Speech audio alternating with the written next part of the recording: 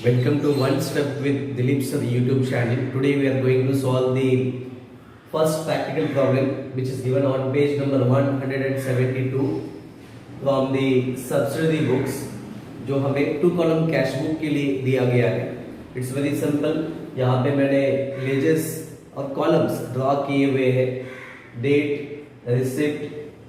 Receipt number LF, cash rupees, bank rupees, date, payments, voucher number LF, cash rupees and bank rupees. These are the columns for the two column cash book. Two column cash book मतलब क्या? एक जिसमें cash receipt होगा, एक जिसमें सिर्फ bank में आया हुआ पैसा रिसिप्ट साइड में लिखा जाएगा.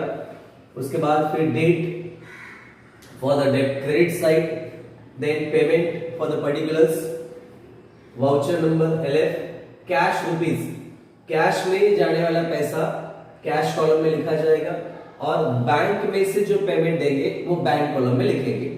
आई रिपीट अगेन, रिसिप्ट साइड में जो कैश का कॉलम हमने ड्रॉ किया हुआ है फॉर द डेबिट साइड, इसमें जो पैसा डायरेक्टली कैश में हमें मिलेगा वही अमाउंट सिर्फ कैश कॉलम में लिखा जाएगा. जो पैसा हमें चेक के थ्रू या ओनली डायरेक्ट बैंक में रिसिप्ट होगा वो बैंक कॉलम में लिखा जाएगा. And for the credit side, the amount which we paid, जो पैसा हम डायरेक्टली कैश में पेड करेंगे या पेमेंट देंगे वो कैश कॉलम में लिखा जाएगा. And the amount which is to be paid directly by check, जो पैसा डायरेक्ट चेक से पे किया जाएगा, NEFT से दिया जाएगा, RTGS से दिया जाएगा, वो बैंक कॉलम में लिखा जाएगा. ओके, इसके लिए भी हमें रूल सेम रियल अकाउंट का ही फॉलो करना है. Debit what comes in, credit what goes out. ठीक है, receipt and payment for the two column cash book. और इसमें जो क्रेडिट के ट्रांजैक्शन होते हैं वो रिकॉर्ड नहीं किए जाते हैं. Now I will read the question जो हमें पेज नंबर 172 के ऊपर दिया हुआ है. Prepare two column cash book with the help of the following information from January 2018. 2018 का ये ट्रांजेक्शन हमें दिया हुआ है and for the month of January. पहला ट्रांजेक्शन दिया है, स्टार्टेड बिजनेस विद कैश ₹1,20,000. यहाँ पे बिजनेस को स्टार्ट किया गया है फॉर द ₹1,20,000. तो रिसिप्ट साइड में एंट्री आएगा. उसके बाद फिर दूसरा, और वो भी कहां पे आएगा, रिसिप्ट साइड के कैश कॉलम में. क्यों? क्योंकि बिजनेस स्टार्ट विद कैश ऐसा कहा गया है. देन नेक्स्ट 3 तारीख का ट्रांजैक्शन है, paid cash into bank of Baroda. यहाँ पे कैश बैंक ऑफ बड़ौदा में रिसिप्ट दिया गया है या पेड किया गया है, तो यहाँ पे कॉन्ट्रा एंट्री होगा. Now what is called contra entry?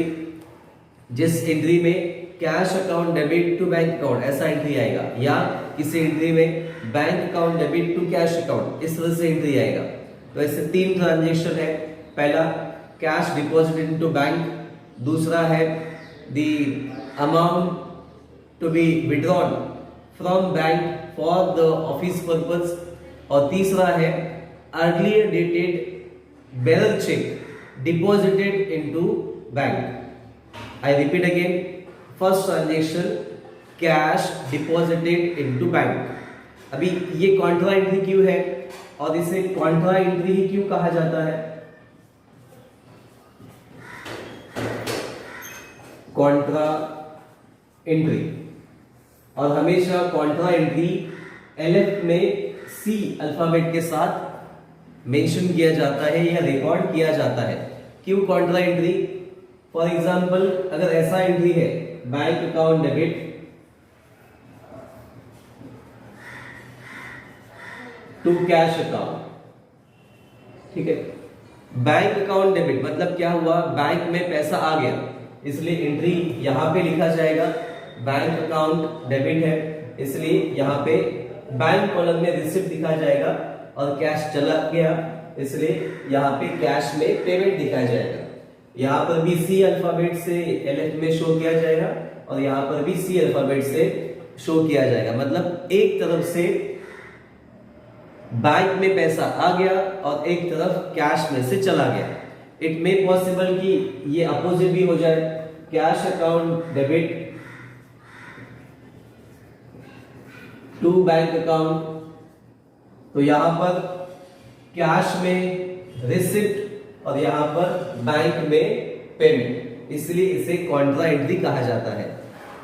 एक तरफ कैश आ रही है तो एक तरफ से जा रही है।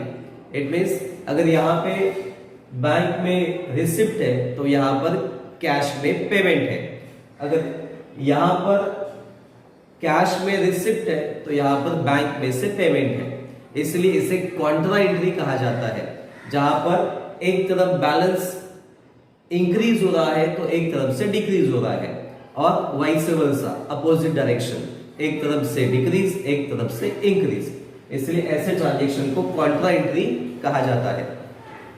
ठीक है, और ऐसे एंट्रीज हमें सी अल्फाबेट के साथ शो करने होते हैं, दिखाने होते हैं, और इन्हें केयरफुली हमें सॉल्व करना है, क्योंकि यहाँ पर बहुत सारे स्टूडेंट्स मिस्टेक करते हैं और वो मिस्टेक हमें फॉलो नहीं करना है, इसलिए कॉन्ट्रा एंट्री को केयरफुली सॉल्व करो।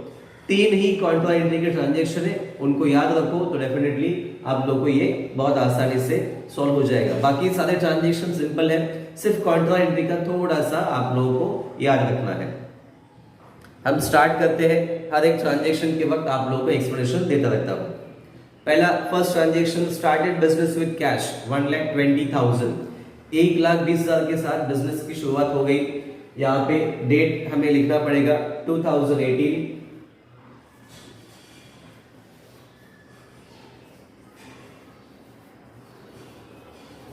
जनवरी, राइट। उसके बाद फिर क्या बताया गया है, started business with cash to capital account, cash में पैसा मिला है इसलिए कैश कॉलम में ही लिखना पड़ेगा 1,20,000, नरेशन बीइंग बिजनेस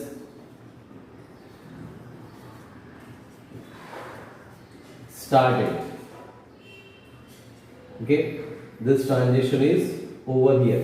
यहाँ पे ये ट्रांजेक्शन हमारा खत्म हो गया। जस्ट मिनट स्टूडेंट्स, यहाँ पे ये ट्रांजेक्शन हमारा खत्म हो गया। देन नेक्स्ट 3 तारीख का ट्रांजेक्शन दिया है, cash paid into bank of Baroda, bank of Baroda में कैश डिपॉजिट किया गया, मतलब बैंक में रिसिप्ट और एक तरफ में payment. So it's a example of Contra entry. Contra entry अभी जैसे मैंने बताया, एक तरफ रिसिप्ट है तो एक तरफ पेमेंट है, तो ये इसका एंट्री क्या आएगा, cash paid into bank of Baroda, मतलब हमारे पास से कैश चला गया तो यहाँ पे पेमेंट, बैंक में रिसिप्ट है मतलब बैंक में यहाँ पे हमें डेबिट साइड में एंट्री लिखना पड़ेगा। तो इस तरफ क्या लिखेंगे, 3 तारीख, पहले का तारीख था 1, यहाँ पे तारीख मैंने नहीं लिखा था, 1 जनवरी, तो यहाँ पे लिखेंगे to cash account, to cash, और एंट्री किस में लिखेंगे तो बैंक में। क्यों, क्योंकि बैंक में पैसा आ गया। Amount is 50,000,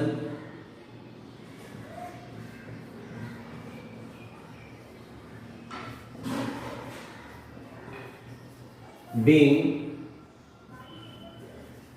cash deposited. Okay, और ये कॉन्ट्रा एंट्री है इसलिए अलग से इसे शो भी करेंगे with the alphabet C. Then next same date के साथ ट्रांजेक्शन हमें कॉन्ट्रा एंट्री का लिखना है, क्योंकि कॉन्ट्रा एंट्री दोनों तरफ आता है लेकिन अपोजिट कॉलम में आता है। 3 जनवरी, यहाँ पे क्या लिखेंगे, बाय बैंक अकाउंट, यहाँ पर बैंक में है तो यहाँ पर कहाँ पे आएगा, कैश अकाउंट पे आएगा 50,000 and the Contra entry. Okay, इस तरह से हमें कॉन्ट्रा एंट्री का कैलकुलेशन करना पड़ता है, लिखना पड़ता है दोनों तरफ। being cash deposited into bank. Okay, यहां से कैश चला गया तभी तो बैंक में गया, इसलिए कॉन्ट्रा एंट्री। देन नेक्स्ट 5 तारीख का ट्रांजेक्शन है, purchase goods from Sakshi on credit. अभी मैंने कुछ समय पहले आप लोगों को कहा था कि हमें क्रेडिट का ट्रांजेक्शन रिकॉर्ड नहीं करना है, तो ये ट्रांजेक्शन कैसा है, परचेज किया गया है, purchase goods from Sakshi on credit. हमने पैसा दिया है क्या, नहीं दिया, जब देंगे तब रिकॉर्ड करेंगे, इसलिए लास्ट में यहाँ पे नोट लिखेंगे कि transaction dated 5th of January not recorded in the cash book. Why? Because it's a credit transaction. Okay? मैं यहीं पे अभी नोट लिख देता हूं,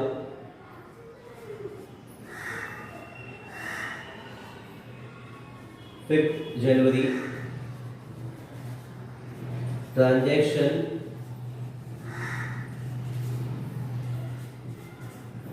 not recorded as it's a credit. Next 6th of January 6 तारीख का ट्रांजेक्शन है, sold goods to Divekar and received a bearer cheque. अभी चेक में अलग अलग टाइप होते हैं, बेरर चेक है, ऑर्डर चेक है, क्रॉस चेक है, अकाउंट पे चेक है, तो उसमें से बेरर चेक हमेशा treat as a cash, bearer cheque हमेशा कैश में ही पहला रिकॉर्डिंग किया जाता है, इसलिए हमें रिसिप्ट में तो लिखना है लेकिन कैश कॉलम में लिखना है, बैंक में नहीं, क्योंकि स्पेसिफिकली हमें नाम बेरर चेक का दिया हुआ है।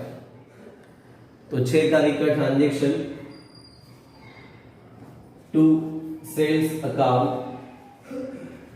सेल्स क्यों, क्योंकि यहां पे गुड्स बेचे गए हैं, then because of that entry आएगा cash account debit to sales account, amount is 20,000,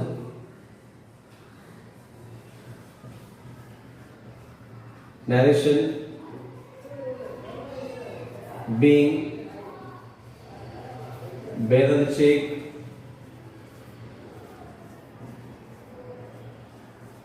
received on goods sold,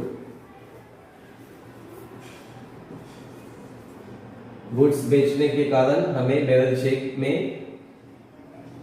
amount मिल गया फॉर ₹20,000।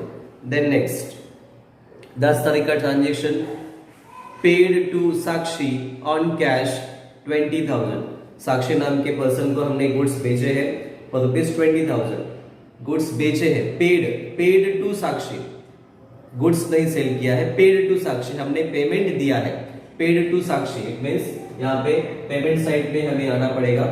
10 तारीख का ट्रांजेक्शन है, पेड टू साक्षी, तो हमारा एंट्री क्या आएगा, Sakshi account debit to cash account, इसलिए यहां पे क्या लिखेंगे, बाय साक्षी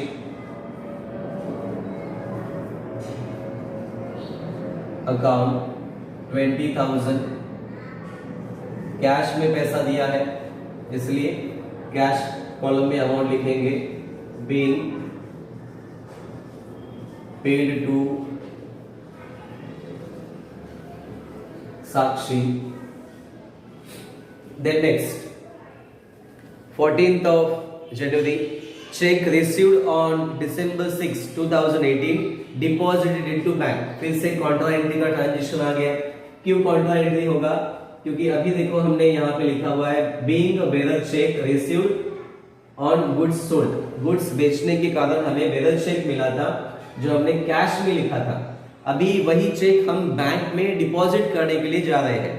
तो बैंक में डिपॉजिट करने के लिए जाते वक्त हमें पहले यहां से पेमेंट दिखाना पड़ेगा और फिर यहाँ पे बैंक में रिसिप्ट दिखाना पड़ेगा, इसलिए डेट क्या दिया है हमें 14th of January, by bank account amount 20,000, यहां पे payment being bearer check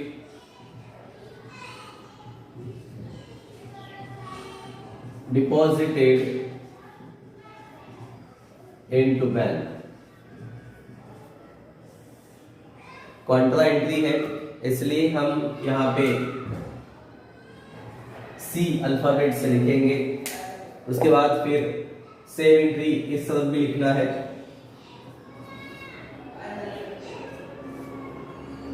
to cash account amount कहां पे लिखेंगे तो बैंक में, क्योंकि पैसा डिपॉजिट हो रहा है 20,000 narration being bearer cheque deposited into bank. यहां पर भी हमें कॉन्ट्रा एंट्री लिखना पड़ेगा सी। क्लियर? सिंपल है, सिर्फ 3 ट्रांजेक्शन याद रखो कौन से कॉन्ट्रा एंट्री के ट्रांजेक्शन है। आप लोगों को भी आराम से इसी तरीके से एंट्री लिखना आ जाएगा। Then next number 18th of January sold goods to Shivaji on credit. यहां पर फिर से क्रेडिट का ट्रांजेक्शन आ गया। ट्रांजेक्शन नंबर 2 जो हम नहीं लिखेंगे, 18th of January transaction not recorded as it's a credit, finished. Then next 20 January cartage paid in cash. Cartage का पैसा यहाँ पे कैश में पेड किया गया है। अमाउंट देखो यहाँ पे 1 2 3 4 1 2 3 4 500 रुपीज यहाँ पे हमें पेड किए गए हैं। 20 तारीख का ट्रांजेक्शन बाय कार्ट्रिज। कार्ट्रिज के लिए पैसा हमने पेड किया है 500 रुपीज एंड दी अमाउंट भी हमें 500 रुपीज ही दिया गया है, इसलिए 500 रुपीज लिखेंगे। Being paid for cartridge. Narration खत्म, ट्रांजेक्शन खत्म। देन नेक्स्ट 22 तारीख का ट्रांजेक्शन यहाँ पे हमें दिया हुआ है और इसी तरीके से हमें ये सारी एंट्रीज डेबिट क्रेडिट, अगर रिसिप्ट है तो रिसिप्ट साइड में, पेमेंट है तो पेमेंट साइड में लिखने होते हैं। Received cash from Shivaji. Shivaji से हमें यहाँ पे कैश मिल गया है। जो ट्रांजेक्शन हमने यहाँ पे रिकॉर्ड नहीं किया था, 18 तारीख का transaction, 18th of January transaction not recorded as credit. अभी वो ट्रांजेक्शन के पैसे हमें 22 तारीख को मिल रहे हैं, तो अभी हमें रिकॉर्ड करने हैं क्योंकि उस वक्त तो उधार था, लेकिन अभी तो कैश का ट्रांजेक्शन है, इसलिए अभी हम लिखेंगे रिसीव्ड कैश फ्रॉम शिवाजी 12,000। 22 तारीख का ट्रांजेक्शन है, पैसा मिल रहा है टू शिवाजी अकाउंट। कितना पैसा दे रहा है हमें वो, तो 12,000। और वो भी कैसे दे रहा है, कैश में या चेक में? कैश ऐसा क्लियरली बोला गया है। Amount is 12,000। 12,000 narration being cash received from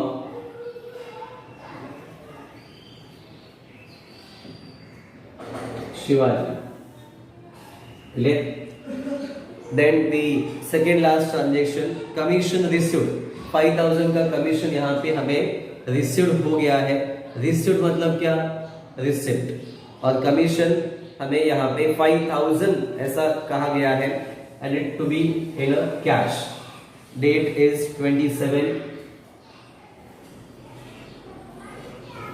to commission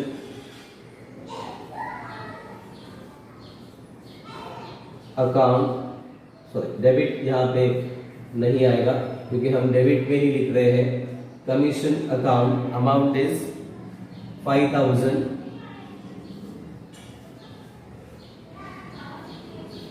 narration being commission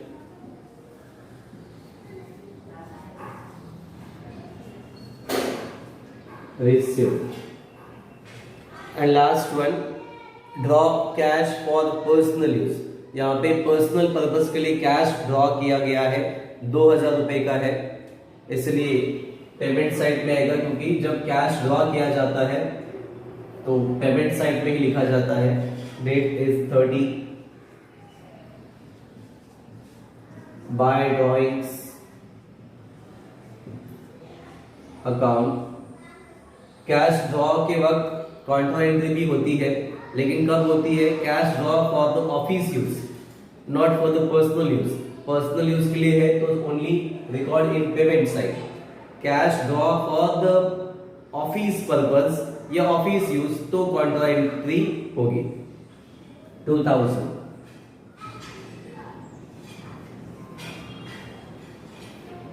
narration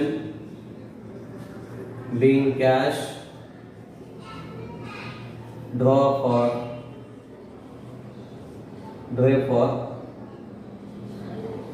personal use.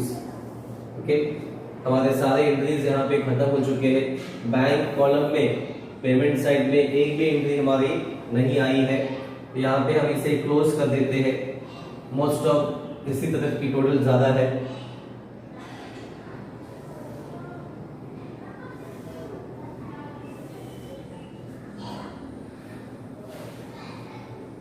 Zero zero and zero, number 4 पे 0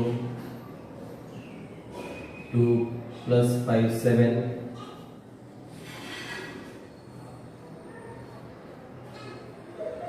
then 2 + 2 4, 4 + 1 5,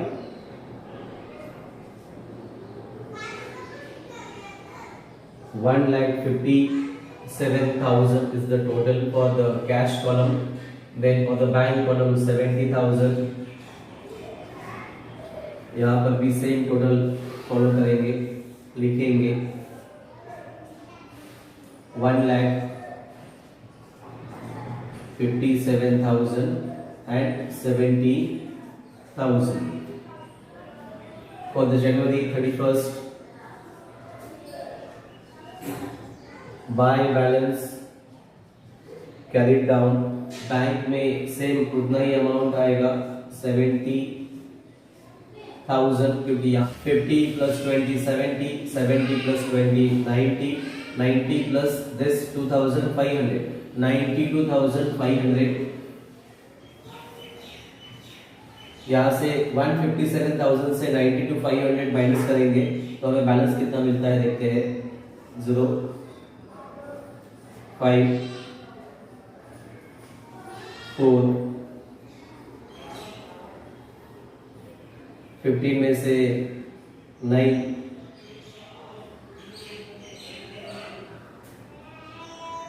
6 64,500 इज द टोटल, जो बाय बैलेंस करेक्ट डाउन के नाम से हमें यहाँ पे लिखना है। 64,500 and 70,000 is to be the balance, और यही बैलेंस हमें नेक्स्ट डेट में फॉरवर्ड करना है। मैं यहां से हटा देता हूं, which will be the next date is the month of January, तो 1st of Feb true balance brought down इस तरफ 64,500 and 70,000। ओके, आप सबने मेरे वीडियोस को बहुत अच्छे से पसंद किया हुआ है, चैनल को सब्सक्राइब भी किया हुआ है, अपने दोस्तों के साथ फॉरवर्ड भी करो, ऐसे ही प्रैक्टिस करते रहो। Thank you.